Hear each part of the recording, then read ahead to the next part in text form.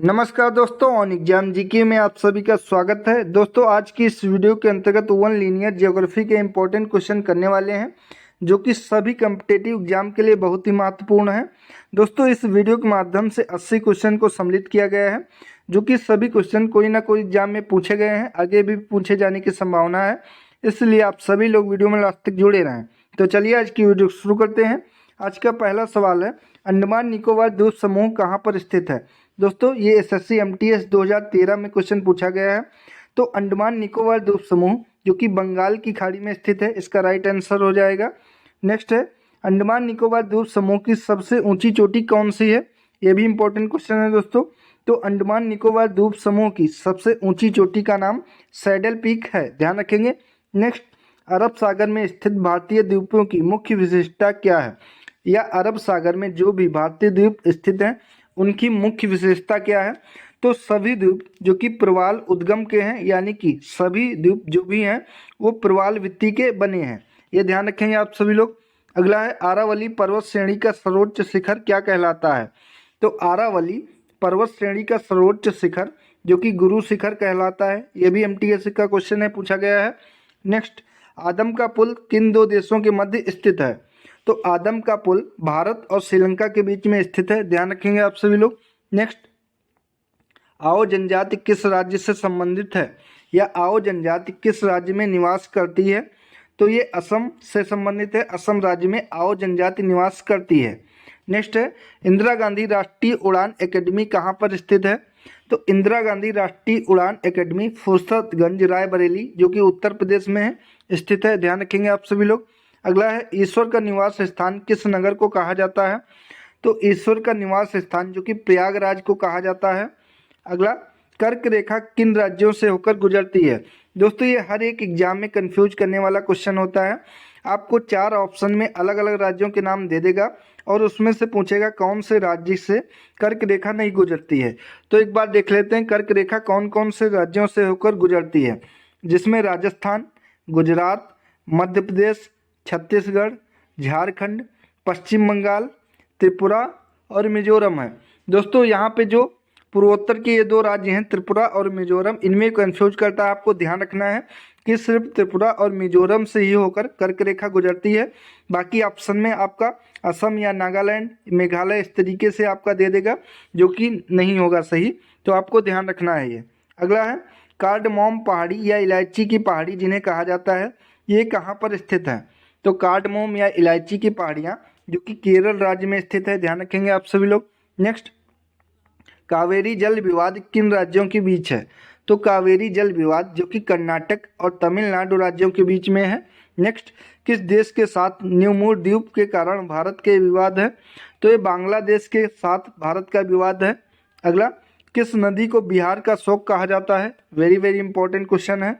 तो बिहार का शोक जो कि कोसी नदी को कहा जाता है, क्योंकि दोस्तों ये नदी अपना मार्ग बदलने के लिए बहुत प्रसिद्ध है, इसीलिए बिहार में इससे बाढ़ आती है, इसीलिए इसको बिहार का शोक कहा जाता है। नेक्स्ट, किस बंदरगाह को भारत का प्रवेश द्वार कहा जाता है।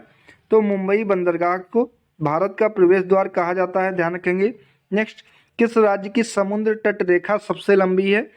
तो दोस्तों सबसे ज़्यादा समुद्र तट रेखा जो कि गुजरात राज्य की लंबी है, लेकिन दोस्तों गुजरात राज्य ना देकर आपसे पूछेगा कि इसमें गुजरात ऑप्शन में नहीं देगा, दूसरे नंबर पे आपका दे देगा आंध्र प्रदेश या तमिलनाडु, उसमें आपको बताना होगा। तो दोस्तों ध्यान रखेंगे जो कि समुद्र तट रेखा के मामले में GAT आप ध्यान रखेंगे, सबसे ज़्यादा गुजरात की लगती है, दूसरे पे आंध्र प्रदेश की लगती है और तीसरे नंबर पर तमिलनाडु की लगती है। तो आपको ऑप्शन के हिसाब से अपना आंसर देना है, क्योंकि दोस्तों वहाँ पे गुजरात ना देकर आपको आंध्र प्रदेश या फिर तमिलनाडु दे देगा, तो उससे आपको आंसर करना है, ध्यान रखेंगे। अगला है, किस स्थान पर 1911 ईस्वी में विश्व की प्रथम हवाई डाक सेवा प्रारंभ की गई थी। तो विश्व की पहली डाक सेवा जो कि 1911 में प्रारंभ की गई थी, ये इलाहाबाद और नैनी के मध्य में शुरू की गई थी, ध्यान रखेंगे। अगला है, कोंकण रेलमार्ग किस पर्वत श्रृंखला से होकर गुजरता है। तो ये पश्चिमी घाट की पहाड़ियों से होकर गुजरता है जो कि कोंकण रेलमार्ग गुजरता है। पश्चिमी घाट की पहाड़ियाँ दोस्तों ये पश्चिमी घाट की पहाड़ियाँ हैं और ये पूर्वी घाट की पहाड़ियाँ हैं। अब आप बताएंगे पूर्वी घाट की पहाड़ी का सर्वोच्च शिखर क्या है, तो ध्यान रखेंगे महेंद्रगिरी पूर्वी घाट की पहाड़ी का सर्वोच्च शिखर है, ध्यान रखेंगे। अगला है कोया जनजाति किस राज्य से संबंधित है, तो कोया जनजाति का संबंध जो कि आंध्र प्रदेश राज्य से संबंधित है। अगला कोलकाता और मुंबई को कौन सा दर्रा जोड़ता है, तो भोर घाट दर्रा जो कि कोलकाता और मुंबई को जोड़ता है, ध्यान रखेंगे। अगला है कौन सा बंदरगाह भारतीय सामुद्रिक व्यापार का पूर्वी द्वार कहलाता है, तो ये कोलकाता हल्दिया बंदरगाह कहलाता है जो कि भारतीय सामुद्रिक व्यापार का पूर्वी द्वार कहलाता है। अगला है कौन सा अक्षांश महत्वपूर्ण अक्षांश भारत को दो भागों में विभाजित करता है, तो 23 डिग्री 3 मिनट ये महत्वपूर्ण अक्षांश है जो कि भारत को दो भागों में बांटता है या विभाजित करता है, और ध्यान रखेंगे ये उत्तर में है। अगला कौन सी नदी बंगाल का शोक कही जाती है, तो दोस्तों अभी पहले डिस्कस किया जा चुका है कि बिहार का शोक कौन सी नदी कहलाती है, तब आपका आंसर होगा कोसी नदी जो कि बिहार का शोक कहलाती है। वहीं अगर बंगाल का पूछे तो बंगाल का दामोदर नदी बंगाल का शोक कहलाती है, ध्यान रखेंगे। नेक्स्ट है कौन सी नदी भ्रंश घाटी से होकर बहती है, तो भ्रंश घाटी से होकर बहने वाली नदी जो कि नर्मदा नदी है, ये दोस्तों दो पर्वतों के बीच में होकर बहती है। जो ये डाउन वाला एरिया होता है इसे भ्रंश घाटी कहा जाता है। ये यहीं से दोस्तों अमरकंटक की पहाड़ियों से निकलती है, इसीलिए भ्रंश घाटी में बहती है, ध्यान रखेंगे। अगला है कौन सी पर्वतमाला सह्याद्री के नाम से जानी जाती है, तो दोस्तों अभी पश्चिमी घाट की पहाड़ी जो कि सह्याद्री के नाम से जानी जाती है, ध्यान रखेंगे, इंपॉर्टेंट क्वेश्चन है ये। अगला क्षेत्रफल के अनुसार सबसे बड़ा जिला कौन सा है, तो भारत के क्षेत्रफल के अनुसार यानी कि भारत में क्षेत्रफल के अनुसार सबसे बड़ा जिला जो कि गुजरात राज्य में कच्छ जिला है, ध्यान रखेंगे। अगला है क्षेत्रफल की दृष्टि से भारत का विश्व में कौन सा स्थान है, तो 7वां स्थान है क्षेत्रफल की दृष्टि से भारत का विश्व में। अगला क्षेत्रफल की दृष्टि से भारत के 3 बड़े राज्यों का क्रम क्या है, तो सबसे पहले नंबर पर है राजस्थान, दूसरे पे है मध्य प्रदेश, तीसरे पे है महाराष्ट्र। अगर चौथे की बात करें तो चौथे पे आ जाएगा यूपी यानी कि उत्तर प्रदेश चौथे नंबर पर है क्षेत्रफल की दृष्टि से भारत में। अगला खरीफ की फसल कौन सी है, तो ज्वार बाजरा मक्का चावल तिल, ये खरीफ की फसलें हैं दोस्तों, ऑप्शन देकर इसमें क्वेश्चन पूछता है, ध्यान रखेंगे। अगला खारे पानी की सबसे बड़ी झील कौन सी है, तो ये सांभर झील है जो कि राजस्थान में ही ये खारे पानी की सबसे बड़ी झील है। अगला गंगा एवं ब्रह्मपुत्र की संयुक्त जलधारा किस नाम से जानी जाती है, तो इसे मेघना नदी कहा जाता है। जो गंगा एवं ब्रह्मपुत्र की संयुक्त जलधारा आपस में मिलती है इसे मेघना के नाम से जाना जाता है, ध्यान रखेंगे आप सभी लोग। अगला है गंगा नदी का उद्गम स्थल कौन सा है, तो गंगा नदी का उद्गम स्थल गंगोत्री जो कि उत्तराखंड में है, यहाँ से गंगा नदी निकलती है। गुजरात व महाराष्ट्र नया राज्य कब बने, तो ये 1 मई 1960 को गुजरात व महाराष्ट्र नए राज्य बने। गोवा राज्य का गठन कब हुआ, ये भी इंपॉर्टेंट क्वेश्चन है, तो दोस्तों 30 मई 1987 को गोवा राज्य का गठन हुआ, ध्यान रखेंगे। नेक्स्ट चकमा व हलमात किस राज्य की जनजातियां हैं, तो चकमा व हलमात जो कि त्रिपुरा राज्य की जनजातियां हैं, ध्यान रखेंगे। नेक्स्ट छत्तीसगढ़ राज्य का गठन कब हुआ, तो ध्यान रखेंगे दोस्तों 1 नवंबर सन 2000 को छत्तीसगढ़ राज्य का गठन हुआ। वहीं उत्तराखंड अगर पूछे उत्तराखंड राज्य कब बना, तब दोस्तों ध्यान रखेंगे 9 नवंबर 2000 को उत्तराखंड राज्य बना, ये ध्यान रखेंगे। अगला है जनसंख्या की दृष्टि से भारत का विश्व में कौन सा स्थान है, तो ये दूसरा स्थान है, पहले नंबर पे चीन है जनसंख्या की दृष्टि से, ध्यान रखेंगे। अगला जम्मू कश्मीर का वह हिस्सा जो चीन के अधिकार में है क्या कहलाता है, तो इसे अक्साई चीन के नाम से जाना जाता है। नेक्स्ट जायद की फसल कौन कौन सी हैं, तो खरबूजा खीरा ककड़ी आदि जो भी पानी वाली फसलें हैं वो जायद की फसल होती हैं। अगला जावर की खान किस खनिज के लिए प्रसिद्ध है, तो जावर की खान जो कि जस्ता उत्पादन के लिए प्रसिद्ध है, ध्यान रखेंगे। जोजिला दर्रा किस राज्य में स्थित है, तो जोजिला दर्रा जो कि जम्मू कश्मीर राज्य में स्थित है। नेक्स्ट झारखंड राज्य का निर्माण कब हुआ, तो 15 नवंबर 2000 को झारखंड राज्य नया बना। टिहरी बांध किन नदियों के संगम पर है, तो ध्यान रखेंगे भगीरथी और विलांगना नदी के संगम पर टिहरी बांध बना हुआ है, ध्यान रखेंगे आप सभी लोग। अगला है टोडा जनजाति कहाँ पाई जाती है, तो टोडा जनजाति जो कि नीलगिरी पहाड़ियों में पाई जाती है, और नीलगिरी पहाड़ियाँ जो कि तमिलनाडु राज्य में पाई जाती हैं, ध्यान रखेंगे। तो आपको यहाँ पे पहाड़ी ना देकर अगर राज्य का दे देगा ऑप्शन तब भी आप टिक कर लेंगे वहाँ पे। टोडा जनजाति जो कि तमिलनाडु में पाई जाती है, इस तरीके से आपको ध्यान रखना है।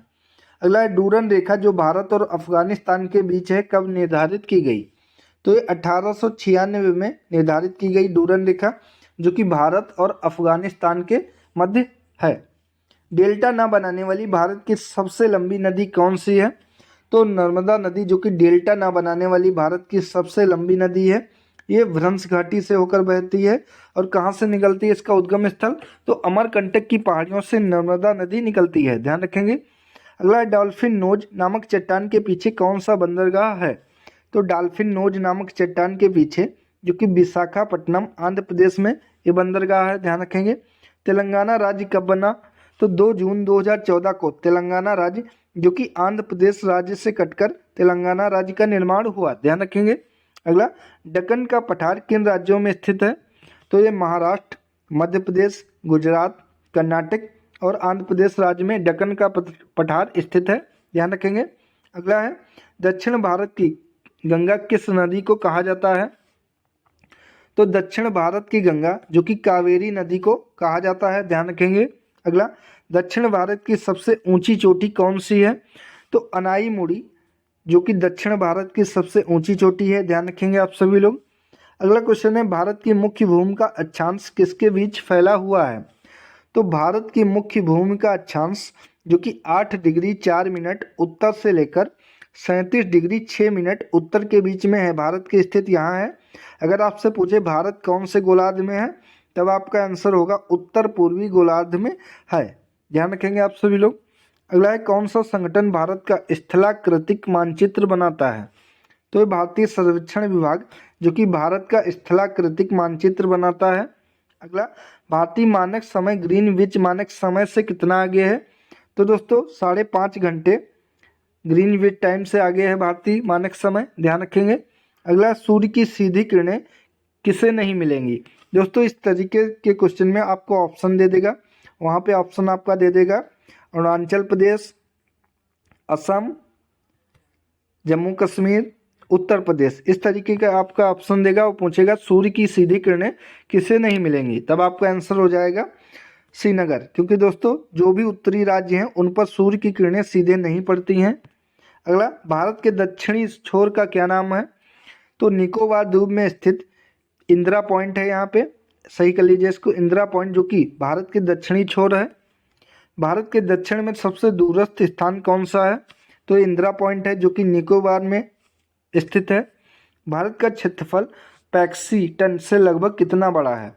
तो ये 4 बड़ा है, यहाँ पे कुछ कन्फ्यूजन है, 4 नहीं होना चाहिए, कुछ होना चाहिए, तो इसको आप काट दीजिए। अगला क्वेश्चन करते हैं, किस देश की भारत के साथ अंतर्राष्ट्रीय सीमा नहीं है? तो अंतर्राष्ट्रीय सीमा जो कि श्रीलंका के साथ नहीं है। दोस्तों ये ऑप्शन से क्वेश्चन होगा, यहाँ पे 4 ऑप्शन होंगे क्योंकि जलीय सीमा जो है वो भारत की और श्रीलंका की जलीय सीमा लगती है, लेकिन स्थल की सीमा श्रीलंका के साथ नहीं लगती, वो लगती है पाकिस्तान, ध्यान रखेंगे, पाकिस्तान से लगती है, अफगानिस्तान से लगती है, चीन से लगती है, नेपाल से लगती है, भूटान से लगती है, बांग्लादेश से लगती है और म्यांमार से लगती है। यानी कि इन 7 देशों से भारत की स्थल सीमा लगती है, ध्यान रखेंगे। पाक जलडमरू मध्य के बीच कौन से 2 देश हैं? तो भारत और श्रीलंका जो कि पाक जलडमरू मध्य के बीच में स्थित है। हिमाचल प्रदेश का कौन सा जिला चीन के साथ सीमा बनाता है? तो हिमाचल प्रदेश का किन्नौर जिला जो कि चीन के साथ अपनी सीमा साझा करता है। नागालैंड की सीमा राज्यों के किस समूह के साथ मिलती है? तो नागालैंड की सीमा अरुणाचल प्रदेश, असम और मणिपुर के साथ मिलती है।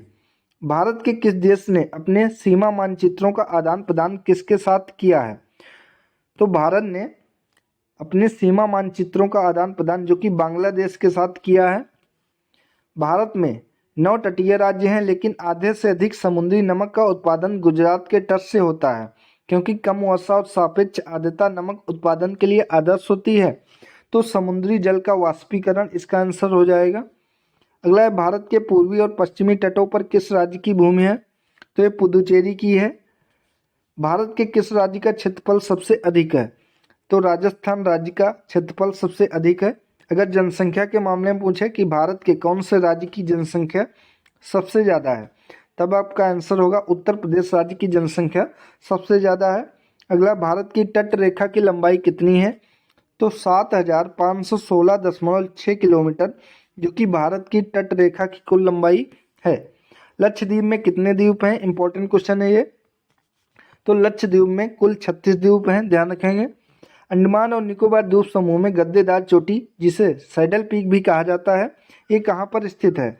तो सैडल पीक जो कि उत्तरी अंडमान में स्थित है, ध्यान रखेंगे। आंध्र प्रदेश और तमिलनाडु के तटीय इलाकों को क्या कहा जाता है? तो आंध्र प्रदेश और तमिलनाडु, यानी कि दोस्तों ये आंध्र प्रदेश हो जाएगा, ये आंध्र प्रदेश होगा और ये तमिलनाडु, ये तटीय इलाके जो होंगे इन्हें कोरोमंडल तट के नाम से जाना जाएगा, ध्यान रखेंगे आप सभी लोग, कोरोमंडल तट। अगला है, भारत किस गोलार्ध में स्थित है? तो भारत जो कि उत्तरी पूर्वी गोलार्ध में स्थित है। भारत का कौन सा केंद्र शासित प्रदेश ऐसा है कि इसके 4 जिले हैं, लेकिन इसके किसी भी जिले की सीमा इसके किसी अन्य जिले की सीमा से नहीं लगती है? तो ये पुदुचेरी के जिले हैं, जो कि अलग अलग राज्यों में हैं। झीलों के अध्ययन को क्या कहा जाता है? दोस्तों यूपीपीएससी के द्वारा 2017 में पूछा गया क्वेश्चन है। तो झीलों के अध्ययन को लिम्नोलॉजी कहा जाता है, ध्यान रखेंगे। कुल्लू घाटी किसके बीच स्थित है? तो धौलाधर और पीर पंजाल पर्वत श्रृंखला के बीच में कुल्लू घाटी स्थित है। नेक्स्ट, पिपली घाट दर्रे के किस पहाड़ी भाग में है? तो ये आरावली पहाड़ी भाग में है। किस हिमालयी चोटी को सागर माथा भी कहा जाता है?